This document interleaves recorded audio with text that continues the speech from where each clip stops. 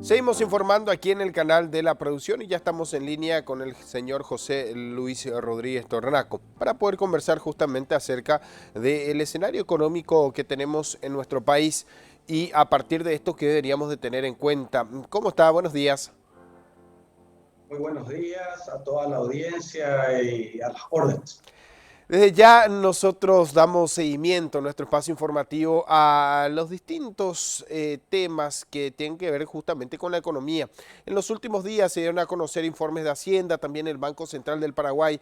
En fin, todo apunta a una inflación. Muchos estaban ya atentos a estos datos, a otros tal vez lo tomó desprevenidos. A esto se suma también el ajuste del combustible. ¿Qué deberíamos de tener en cuenta a esta altura y qué podemos interpretar con este escenario económico?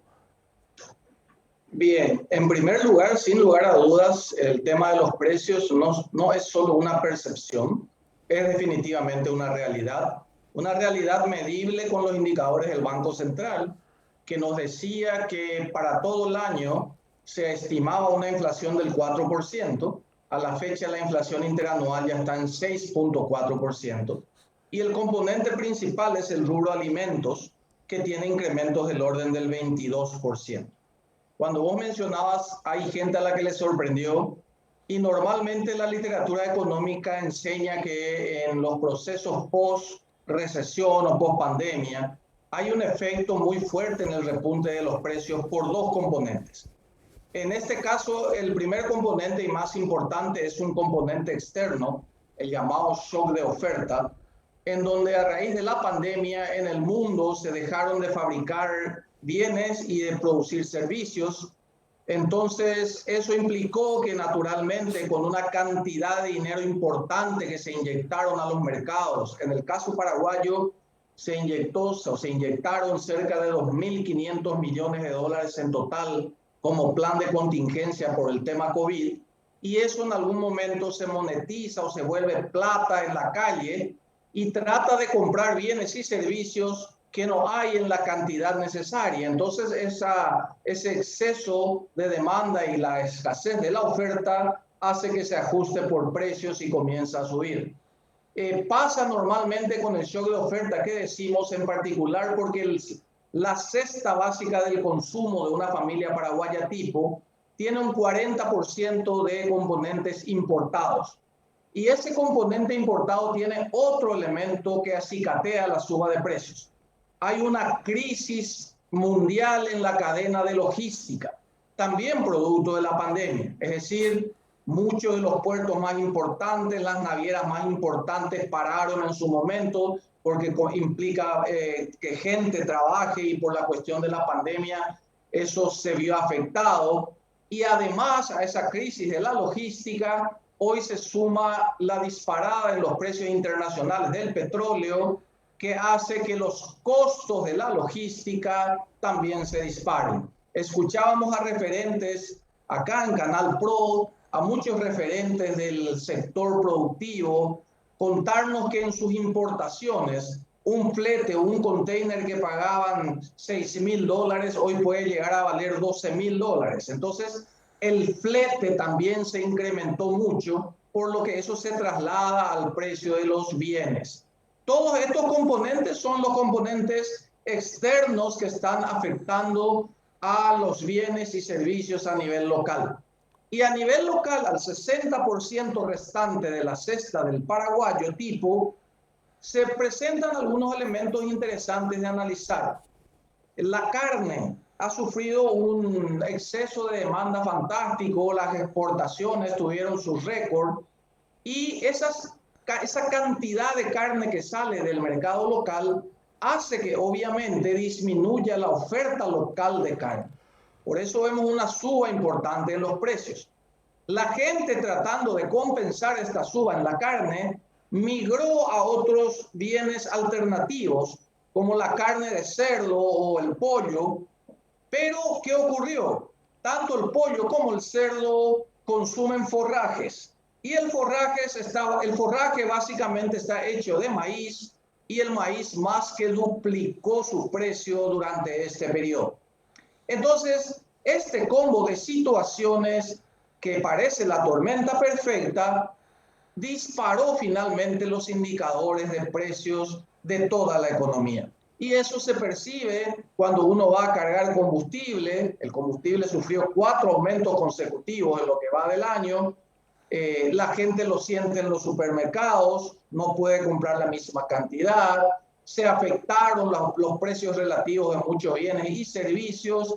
Entonces, la percepción de la gente es una realidad, que los precios se han disparado de manera atípica en Paraguay. Y la pregunta de fondo ¿es esto muy preocupante? ¿Qué debemos hacer? ¿Debemos prender las alarmas en términos de políticas macroeconómicas? ¿El Estado o el gobierno debe empezar a preocuparse? Bueno, realmente, como les decíamos al comienzo, en toda la literatura se encuentra que en los periodos post-crisis, cuando la economía comienza a acelerarse, el dinero existente es un lubricante de la actividad productiva.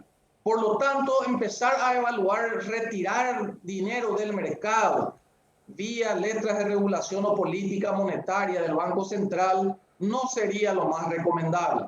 La economía volverá a sus cauces de producción normal, los bienes y servicios se volverán a proveer y no sería muy recomendable estirar el freno de mano a través de incrementar las tasas de política del Banco Central. Ahora, lo escuchábamos recientemente al ministro de Hacienda instalar una preocupación que sí está flotando en el mercado. El déficit fiscal. El déficit fiscal hoy está en el orden del 6% del Producto Interno Bruto y la ley de responsabilidad fiscal nos decía que sería bueno mantener en el orden del 1,5% del Producto Interno Bruto. Pero el ministro de Hacienda nos acaba de reiterar que ese escenario recién se dará a finales del 2022. ¿Por qué? Porque es muy difícil mantener disciplina fiscal cuando se desató el calendario electoral. Y el calendario electoral exige atender reclamos de los gremios docentes, de los gremios médicos, de subsidios. Anunciaban hace poco con bombos y platillos que se incorporaban 15.000 nuevas familias al programa Tecoporá, cuando estos programas de pobreza hay que medirlos por la cantidad de gente que sale, no por la cantidad de gente que entra. Pero todas estas situaciones empiezan a preocupar en materia del control del déficit fiscal, que va a ser crucial para transmitir la tranquilidad a la gente de que la inflación que estamos viviendo es apenas coyuntural y no va a ser sostenida en el tiempo. Ahora, ¿qué debemos de interpretar más allá de esto en atención a que debemos entender de que esto es transitorio, que el mercado podría regularse por sus propios medios, en donde justamente lo que mencionaba, no se debe dar ninguna intervención porque los números hoy día están respaldados por los factores externos, en fin, también por esta situación de recuperación económica? Ahora bien, como mencionaba, si bien todos los años se daba de que superábamos el nivel de límite en lo que hace al tope de déficit fiscal, en este caso en particular, ¿por qué es riesgoso? ¿Por qué se apunta a los gastos rígidos? ¿Por qué se apunta a salarios? ¿Por qué se apunta a reestructurar dentro del presupuesto de gasto de la nación, en donde para poder beneficiar a ciertos sectores tendría que necesariamente afectar a sectores tal vez que hoy día necesitan por el impacto que esto tiene de acuerdo a programas que apuntan finalmente a sectores con más necesidad tal vez? Y solamente en el caso de docentes y médicos, el gobierno necesita generar 240 millones de dólares adicionales para cubrir eso. Y esos 240 millones de dólares adicionales tienen básicamente solamente dos fuentes posibles.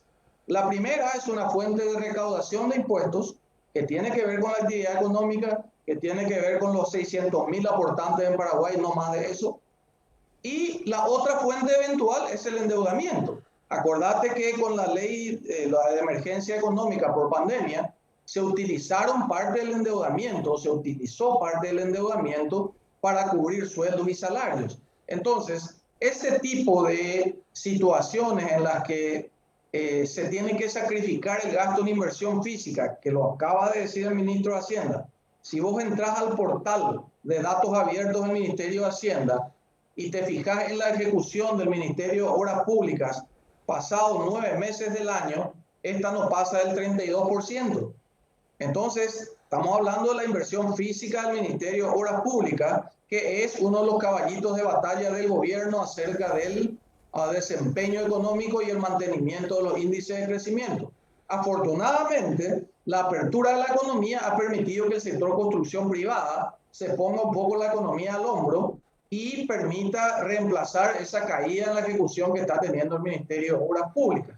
Como en economía no hay almuerzo gratis, esos 240 millones de dólares alguien lo va a tener que pagar y se va a pagar del presupuesto o sacando de obras o tratando de conseguir nuevos endeudamientos. Porque la posibilidad siquiera de instalar impuestos nuevos o suba de impuestos es totalmente descabellada y no creo que tenga ningún tipo de acompañamiento de las fuerzas productivas ni de la ciudadanía. Señor José Ruiz, muchísimas gracias por darnos detalles de la situación económica. Sin duda hay muchos temas aún por llevarlo a debate, por dar a conocer y por sobre todo también que esto sea interpretado por la ciudadanía, quienes apuntamos justamente con este tipo de temas para que de cierta forma puedan interpretar también el escenario económico. Muchísimas gracias.